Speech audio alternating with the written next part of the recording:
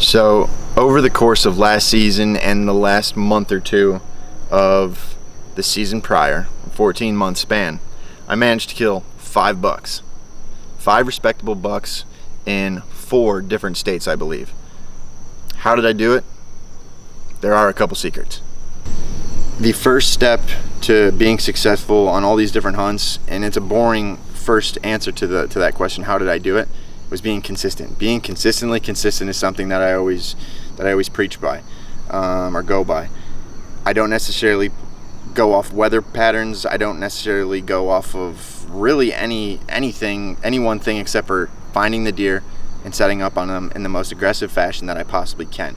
So with that being said, there are weather fronts and they do probably make somewhat of a difference in deer, but I don't want to let those odds be in a different factor's favor. I want to put them in my favor and basically create my own odds by getting extremely aggressive on these deer to the point where I might, and I sometimes almost want to blow the deer out of their bedding areas. Why? So that I know they're there. And a lot of you guys are rolling your eyes and thinking it's a crazy strategy. Maybe you've heard of this strategy, and it's called the bump and dump. So the bump and dump strategy absolutely has worked for me. If I don't get on that deer first sit, I set up on him in the second sit, only because if I didn't get him the first sit, it was very likely that I pushed him out of that bed and I saw him. So if I can see the exact 4 feet by 4 feet location in which he was bedded, and maybe he hops around 20 yards here, 30 yards here, and I can predict that, and I see the way the topography lies and all these different things, using the bump and dump method has absolutely worked for me. And if I don't get in on him, maybe I don't have pictures, and I go in and I push him too much, and I didn't for sure know he was there, but I wanted to make sure he was there instead of just wasting a hunt, I go in there and I bump him, and I come back day 2 if I don't have success on day 1. So the bump and dump is absolutely something that I live by, especially when hunting high pressured areas. You're not going to get a lot of sits, guys. You got to get in there and you got to swing for the fences when you can. Don't worry about warm fronts. Don't worry about cold fronts. Don't worry about barometric pressure. At least don't let those factors decide whether you should go hunting or not. If you know where that deer is. Those are factors to go on if you really don't know where the deer are, if you can't pin them down. But if you know where that deer is, I don't care if it's 90 degrees, I don't care if it's negative 50. Go in and set up and kill that deer. So step 2 of how I had so much consistency and killed 5 deer in 4 states in 14 months was due to a method in which I was hunting these deer. And it's the run and gun. So, once again, I'm sure some of you have heard of it, some of you might not have heard of it. I believe in sitting in a spot and moving every sit, basically. So that I look forward to having a new tree stand, basically, hanging a tree stand, hunting that spot, and hopefully you have success. And if not, you move to the next spot because you've brought in scent, you brought in a lot of human sign, whether you believe it or not or know it or not, that those deer pick up on. So, by moving around every single sit, you might move 200 acres, you might move 200 yards, you might move 10 yards. Picking a new tree every time puts the odds a little bit more in your favor. We've all known the guy who has the same tree stand, and sometimes it works, has the same tree stand in the same location for 20 years, and sometimes he kills a buck and sometimes he doesn't. But the one thing that is definite is those deer do pick up on that tree stand being there, and that's one thing that you completely rule out by using the run and gun method. The run and gun method will absolutely make it easier, during the bump and dump strategy to do that strategy to basically get on those deer and push them around and see what's going on and get on them or come back the next day or whatever. But the run and gun strategy ultimately gives you the element of surprise. We're going to be using the Lone Wolf custom gear stands this year. Lightest stand on the market. There's saddles out there. There's so many other lightweight setups that you guys can get your hands on, and I absolutely guarantee you're going to see success from it as long as you're playing your wind, understanding thermals, and all these other things. Just use common sense, guys. Do your research as to what you need to pay attention to. Get yourself a run and gun setup. Try it yourself this year, and I guarantee you're going to see a lot more deer and hopefully have more success.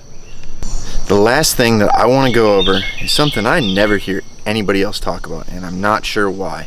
It's one of my favorite tactics, and quite frankly, I don't feel like a lot of other people are taking advantage of this particular tactic. This tactic involves playing thermals before playing wind on morning hunts. So first and foremost, what are thermals? Thermals, the easiest way that I can explain it for the listener is thermals basically carry your scent when there's little to no wind. So when there's no wind, thermals are what's actually carrying your scent. There are two constants with thermals. Thermals always rise in the morning and they always fall in the evening. So let's say I'm sitting midway to the top portion of a ridge and it's a nighttime hunt and there's next to no wind and the thermals start dropping down into this bottom, this little creek bottom or whatever it is, and I expect the deer to cross there. That's a no-go, because although the wind might slowly be blowing this way, the thermals might be getting carried down when the wind's not blowing down to the bottom, and that deer is going to bust you.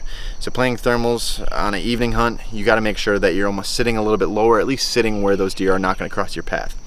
As far as the morning goes, this is my favorite time to use thermals to my advantage, and this is how I killed the 5th buck, I believe, of these bucks in Kentucky on 4.8 acres. And I bring up 4.8 acres because a lot of guys think you can't kill bucks on 4.8 acres or 5 acres. And I'm going to go off on a little bit of tangent here for a second. It can be done, and it can be done consistently. And mark my words, I want to do it again this year. I'm going to kill my Kentucky buck. Unless I come in contact with a public land booner, I'm going to kill a buck, and I'm going to tell you which one of 2 bucks it's going to be later on in the year on 5 acres.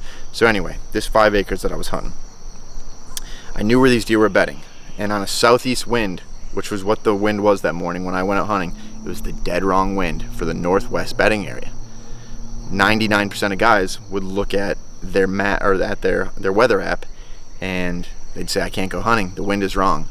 But because thermals always rise in the morning, and even though he was slightly up a ridge, by the time that wind even blew the thermals to him, they were probably 30, 40, 50, 60 feet above him. There's no way that deer is going to smell me.